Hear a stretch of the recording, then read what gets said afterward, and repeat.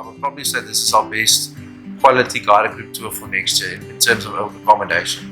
And you know what's interesting, Cliche? So it's funny, I often hear in our office there's a discussion that happened the other day. People were saying, where's it best to see Vic Falls from? From the Livingstone Zambian side or from the Vic Falls Zimbabwe side? And actually it really depends on the time of year. But where the Grand Zambezi safari comes in is clients are actually going to see the falls from both sides. So from the Zambian side and the Vic Falls side, and then they can decide for themselves which is the best. And it's very, very different actually, the viewing from both sides. So I think, this is our first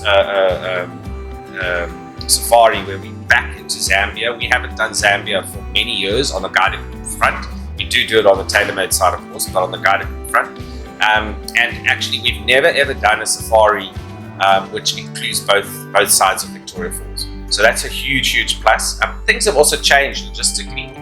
There's a new bridge across from Botswana across to Zambia, whereas in the old days there was a ferry. Then the ferry often used to break down, so it was logistically our clients would get stuck at that point. Now it's a brand new, beautiful bridge. There's one actually you clear in and out of Botswana and Zambia on the same side, so it's quite a quick transfer between countries. So that's also one of the reasons why we've introduced the safari. Another one as well actually is the lodges that we've chosen. So we actually go to Camp Kazuma, which is further out of Kasane. Like most lodges are along the river in Kasane, and Camp Kazuma is in the Kazuma Forestry Reserve, and it borders. It's on a game corridor between Chobe and Wangi National Park in Zimbabwe, and it's quite close to a little border post called the Panamatenga border post. And that's where we cross over at Panda. We get into the Matete Safari area.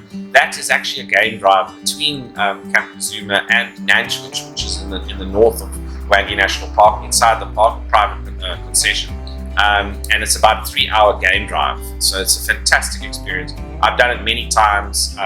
You'll always see elephants and buffalo, giraffe. I've seen lion on a number of occasions on that game drive. So that's what we really turned, like Johan was even alluding to earlier on, it's about enjoying the experience throughout. Not that you're sitting in a vehicle waiting and going, oh, I can't wait to get to my next destination in the evening.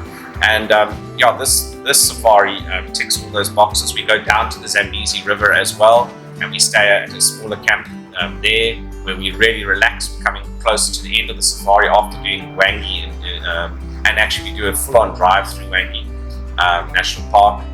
In season, those herds of elephants at the different heights along the way are just phenomenal. You're not going to have that kind of experience anywhere else in Africa. And then, of course, after our safari, we go down to the Zambezi River, where it's really relaxing. Nice boating activities, water activities. We do like beach barbecues, and before we head back up to Victoria Falls, and then we see Vic Falls from the Zimbabwe side before the end of the safari.